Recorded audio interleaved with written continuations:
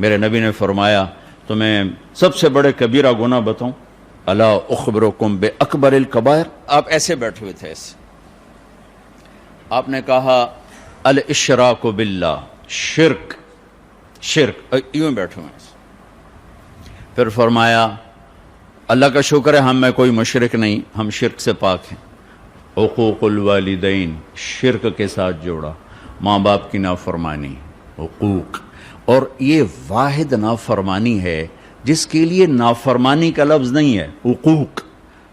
نافرمانی کے لیے ہوتا ہے معصیت، من یعص اللہ ورسولہ. سبحان اللہ. اللہ اپنے لیے عام لفظ استعمال کرتا ہے جو اللہ رسول کا نافرمان. ماں باپ کے لیے حقوق کا لفظ استعمال کرتا ہے، اور حقوق کا مطلب نافرمانی نہیں ہے. یوں بیٹھے ہیں. حقوق کا مطلب سمجھانے لگوں آپ کو.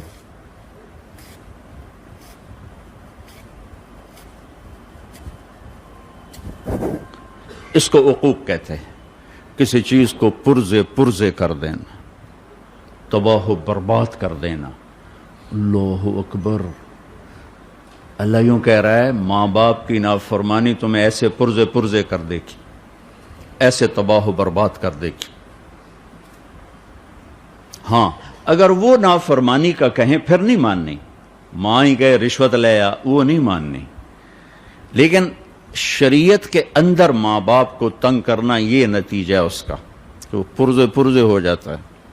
میرے نبی نے فرمایا کبھی میری ماں زندہ ہوتی نا تو تم دیکھتے میں اس کی خدمت کیسی کرتا. میں عشاء کی نماز کے مصلی پہ کھڑا ہوتا اور سورۃ فاتحہ شروع کر چکا ہوتا. فرض، سنت نہیں، نفل نہیں، فرض کا میں نماز شروع کر چکا ہوتا. اور ادھر سے میرے گھر سے آواز آتی محمد، تو میں نماز توڑ کے کہتا لبیک اماں جان، لبیک یا اماہ، لبیک یا اماہ. ماں جی حاضر، نماز بعد میں پڑھوں گا. ماں جی حاضر.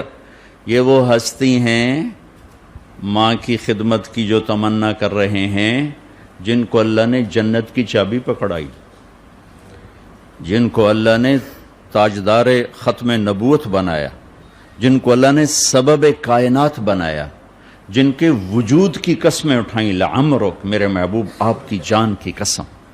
جن کے چہرے کی قسم اٹھائی، والضحا، آپ کے روشن چہرے کی قسم. جن کی زلفوں کی قسم اٹھائی، واللیل اذا سجا، آپ کی سیاہ زلفوں کی قسم. جن کے شہر کی قسم اٹھائی، وہذا البلد الامین. جن کی زبان سے نکلے بول کی قسم اٹھائی، لعمرک انہم لفی سکرتہم یعمہون. جن پر اترنے والی کتاب کی قسم اٹھائی، تورات، زبور، انجیل کی قسم نہیں اٹھائی. قاف والقرآن المجید. جن کی رسالت پر قسم اٹھائی، یاسین والقرآن الحکیم انک لمن المرسلین. جن کا وکیل، یہ جو وکیل بیٹھے ہوئے ہیں یہ دلیل پیش کرتے ہیں، قسمیں نہیں اٹھاتے، قسمیں گواہ اٹھاتا ہے. اگر وکیل بھی قسمیں اٹھانے لگ جائیں تو ان کے دلائل کمزور پڑ جاتے ہیں. تو میں قربان جاؤں، میرا اللہ اپنے نبی کا وکیل بھی بنتا ہے، گواہ بھی بنتا ہے. وکیل بن کے دلائل دیتا ہے اور گواہ بن کے قسمیں اٹھاتا ہے. دونوں کام اکٹھے ہی. ادھر گواہ الگ ہوتا ہے، وکیل الگ ہوتا ہے. تو وکیل قسمیں پہ نہیں آتا، دلائل پر آتا ہے، اور گواہ قسم اٹھاتا ہے. تو میرا اللہ دونوں کام اکٹھے کر رہا ہے. والنجم اذا ہوا، گواہ بن رہا ہے. مجھے اس ستارے کی قسم، پورے ستاروں کو، نظام کائنات کی قسم، ان گھومنے والے ستاروں کی قسم، ما ضل صاحبکم وما غوا. یہ اللہ تعالیٰ گواہی دے رہے ہیں. پھر اب وکیل بن رہے ہیں. ما ینطق عن الہوا ان هو الا وحی یوحی علمہ شدید القوی ذو مرۃ فاستوی وهو بالافق الاعلی ثم دنا فتدلی فكان قاب قوسين او ادنى فاوحى الى عبده ما اوحى ما كذب الفؤاد ما راى افتمارونه على ما يرى.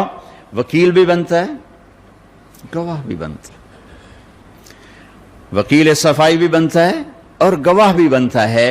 یہ وہ ہستی ہیں جن کو اللہ تعالیٰ نے، یہ تو سارے چھوٹے فضائل ہیں، یہ وہ ہستی ہیں جن کے آگے سے اللہ نے سارے پردے ہٹا کر اپنا آپ دکھا دیا. پیچھے گلکڑی رہ گئی. موسیٰ علیہ السلام نے کہا تھا ایک دفعہ دکھاؤ تو صحیح. تو اللہ نے ایک تجلی ڈالی تو 40 دن ہوش نہیں آیا. اور یہاں سارے پردے اٹھا کر آپ نے ایک دفعہ جبریل سے پوچھا تو نے اللہ کو دیکھا ہے؟ کہ یا رسول اللہ دیکھنا، اگر میں وہ نور کے پردوں کے قریب بھی چلا جاؤں تو جل کے خاک ہو جاؤں گا. اور وہ سارے پردے اٹھا کر حبیب اللہ اور اللہ آمنے سامنے ہم کلام ہو رہے ہیں. آپ ان کا مقام تو دیکھو. لقد جاءکم رسول من انفسکم، ایسی ہستی میں نے آج تک پیدا ہی نہیں کی. من انفسکم، انفسکم، کہ حسن یوسف بھی جن کے سامنے غلام بن کے گر گیا، اور کائنات جن کے ذات کے سامنے سکڑ کے باندی بن گئی. اور دیکھو نا، ایک میری پسند کا لیول ہے، ٹھیک ہے، ایک جہاں زیب کی پسند کا لیول ہے، ایک صدر پاکستان کی پسند کا لیول ہے، ایک کسی اللہ کے عارف محبوب مقرب کی پسند کا لیول ہے. تو بڑھتا جائے گا نا. اللہ کی پسند کا لیول کوئی قائم کیا جا سکتا؟ تو جسے اللہ کہے آپ میرے حبیب ہیں، وہ کیا چیز ہوگی؟ جیسے اللہ اپنی ہر صفت میں لامحدود ہے تو اپنی پسند میں بھی لامحدود ہے، تو جسے انہوں نے چنا وہ کیسے ہوگی؟ میری زبان کیا کہہ سکتی؟ من انفسکم، من انفسکم. ایسا ہے کوئی؟ ہے کائنات میں ایسا ہے کوئی کسی کو بنایا ایسے؟ ہاں، بنانے میں تو سب سے پہلے بنایا، ظہور سب سے آخر میں ہوا. ابو ہریرہ نے پوچھا یا رسول اللہ آپ نبی کب بنے تھے؟ تو اس کا جواب ہے 40 سال کی عمر. تو آپ نے کہا ابو ہریرہ ابھی آدم کی مٹی کٹھی نہیں ہوئی تھی کہ میں نبی بن گیا تھا. ہاں سبحان اللہ. ظہور ہوا 571 عیسوی 22 اپریل 12 ربیع الاول 1 جیٹھ 628 بکرمی، پیر کی صبح 4:20 پر. 4:20 پر میں اس لیے کہتا ہوں کہ آپ پیر کی صبح صادق میں تشریف لائے. جس سے صبح صادق کا مطلب ہے کہ ادھر دنیا کا سورج نکل رہا تھا اور اس کے ساتھ ہی نبوت کا سورج بھی نکل رہا تھا. یہ مناسبت ہے. ادھر دنیا کے اندھیروں کو دور کرنے کا سامان ہو رہا تھا اور ادھر دل کے اندھیروں کو دور کرنے کا سامان ہو رہا تھا. اور ربیع الاول، ربیع کہتے ہیں بہار کو، ادھر دنیا کی بہار آ رہی تھی اور ادھر دین کی بہار آ رہی تھی. یوں اللہ نے اس کو جوڑ بیٹھایا. تو میں نے مکہ میں دیکھا کہ 22 اپریل کو صبح صادق کب ہوتی ہے؟ تو 4:20 پر تھی. تو میں کہہ دیتا ہوں 4:20 پر. مطلب یہ کوئی پیچھے سے لکھی ہوئی بات نہیں ہے. اس وقت تو گھڑیاں نہیں تھی، گھنٹے نہیں تھے. اب میں اضافہ کر سکتا ہوں کہ 22 اپریل کو 4:20 پر صبح صادق ہوتی ہے. لقد جاءکم رسول من انفسکم، ایسی ہستی ہیں کہ کوئی ان جیسا ہے نہیں. پھر دوسرا ہے لقد جاءکم رسول من انفسکم. اس آیت، اس لفظ کو دو طرح پڑھ سکتے ہیں. ہم پڑھتے ہیں من انفسکم، میں افریقہ گیا وہاں پڑھتے ہیں من انفسکم. انفس کا مطلب بتا دیا کہ ایسا کوئی ہے، ایسا کوئی ہے، کوئی دکھاؤ، کوئی دکھاؤ، کوئی دکھاؤ. من انفسکم کا مطلب ہے ایسا خاندان کسی کا ہے، ایسا نسب کسی کا ہے، ایسا گھرانہ کسی کا ہے، ایسی عالی شان نسبت کسی کے پاس ہے. کوئی ہے جس کی پیڑھی آدم تک جاتی ہو. یہ واحد گھر ہے جس کو محمد مصطفیٰ وسلم کی طفیل آدم تک ایسا پاک کیا کہ میرے نبی نے فرمایا کہ میرے باپ عبداللہ سے آدم تک کسی نے زنا نہیں کیا کبھی بھی، کبھی بھی. ایسا پاکیزہ نسب دیا.